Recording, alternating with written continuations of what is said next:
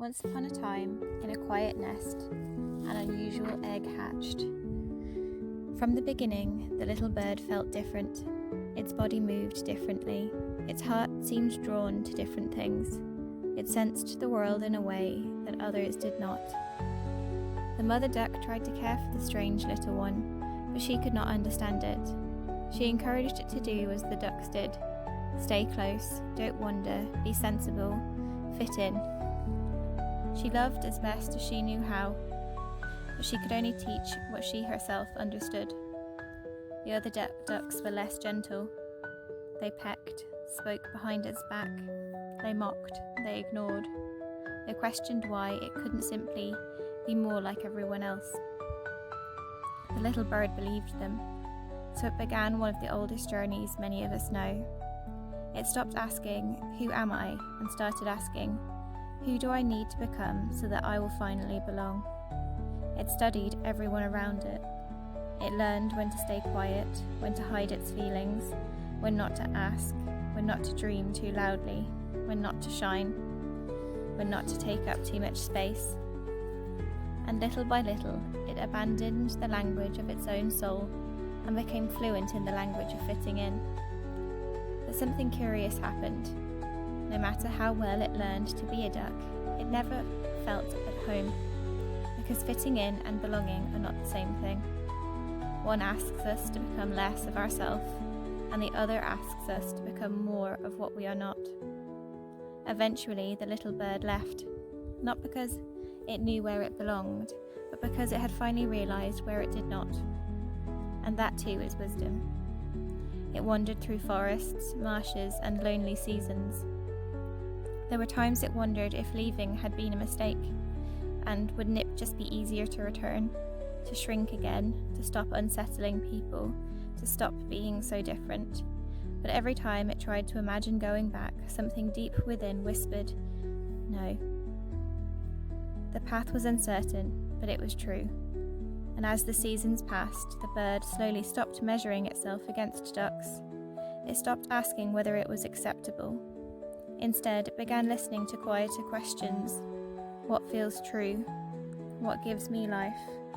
What kind of life allows me to breathe fully?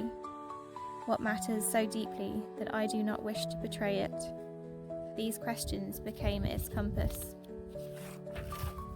Not approval, not belonging, but truth. Then one day, across a still lake, it saw them. Swans. There was no performance, no striving, no pretending, only recognition. Something ancient stirred inside.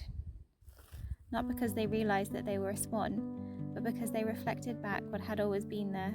And when it looked in the water, it finally saw itself clearly. It had never been a poor imitation of a duck. It had been a swan who had forgotten its own nature. The greatest transformation was not becoming something new. It was remembering. And perhaps that is the invitation this story offers us, to stop asking, where can I change myself enough to belong? And instead ask, what values, what ways of being are so deeply mine that I am unwilling to abandon them? Because our values are like the swan's feathers. We may try to hide them. We may fold them tightly against ourselves. We may spend years wishing they looked different, but they remain our nature. And the more faithfully we live by our nature, the easier it becomes to recognize our own people. As we move this story into our own inner landscape, allow your breath to flow as it knows how to. Feel the support of the earth beneath you, holding you, and allow yourself to sink into that held feeling. Checking your body for anywhere you may be holding tension and letting it go. Checking your legs, hips, stomach, shoulders, arms, jaw, and tongue, all relaxed and loose. There is nowhere to be, nothing to do, only this moment with yourself. Imagine that you are standing beside the lake from the story. It is early morning. The water is perfectly still. The air is cool against your skin, and you have wandered a long way in your life to reach this place. Over hurdles of expectation, trying to fit, trying to earn your place, trying not to be too much, or feeling not enough, or maybe times of not feeling understood or understanding yourself. Today, for a little while, you lay all of that down.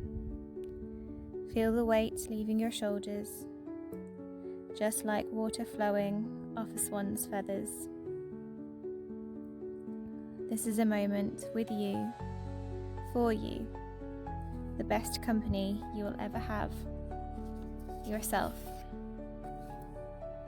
Taking a deep belly-filled breath in and a very slow, long exhale, feeling whatever you carry float off with your breath into the air.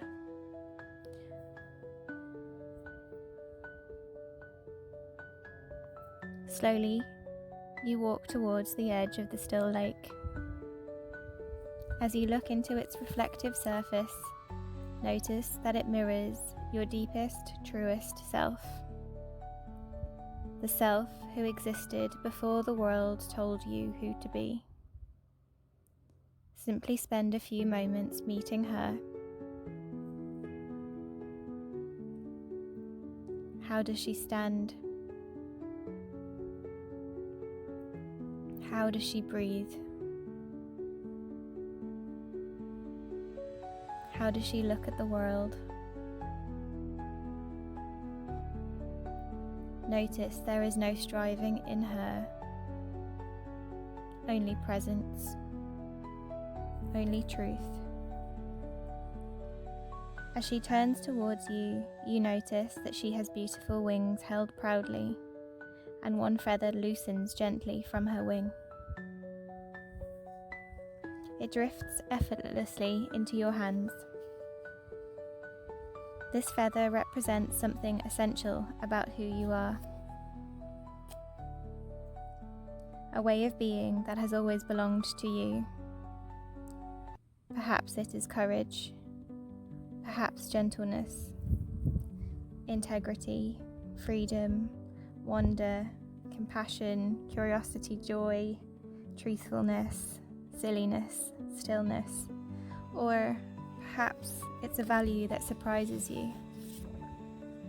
There is no need to force it, simply receive whatever comes. As you hold this first feather gently, your true self smiles. She says, "This is a part of you that no longer wishes to be hidden."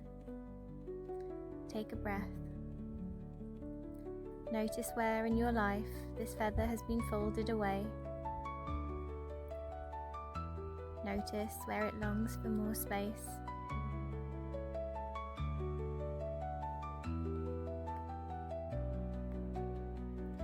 Then, from the other wing, another feather drifts downwards. This one represents something you are no longer willing to trade for acceptance. Perhaps you have given it away before. Perhaps you have apologized for it. Perhaps you have made yourself smaller to protect it. Today you choose to reclaim it. Receive this second feather. Feel its texture, its strength. Know that it belongs to you.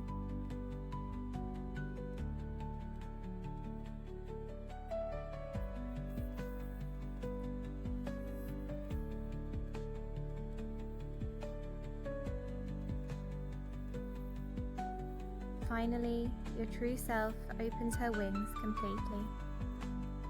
One final feather floats gently towards you. This feather carries your deepest inner compass, the quality that, when honoured, also brings you home. Not home to a place, but home to yourself. Allow it to reveal itself.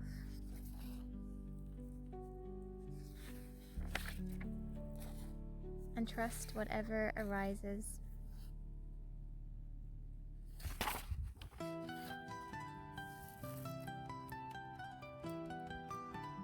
Now hold all these 3 feathers together.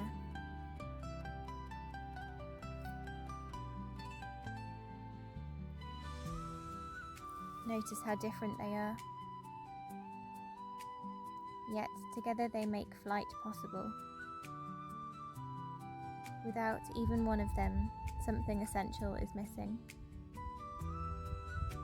These are not simply beautiful qualities. They are your way of moving through the world, your nature, your wisdom, your compass.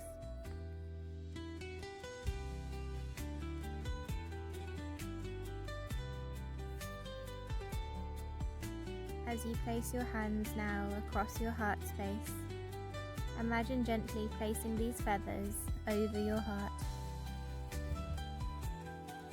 As they touch you, they dissolve into light, becoming a visible part of you once again. You realize they were never separate.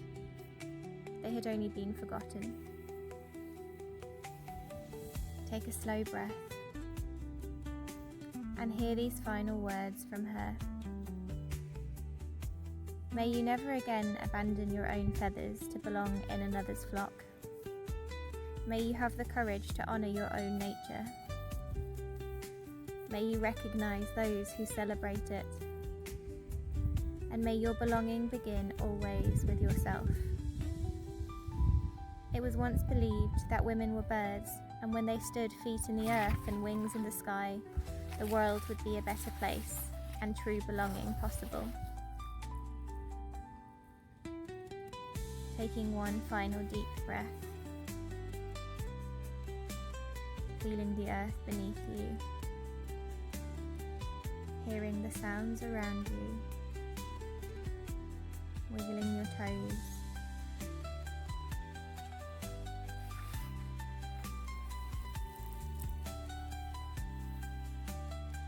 gently blinking open your eyes,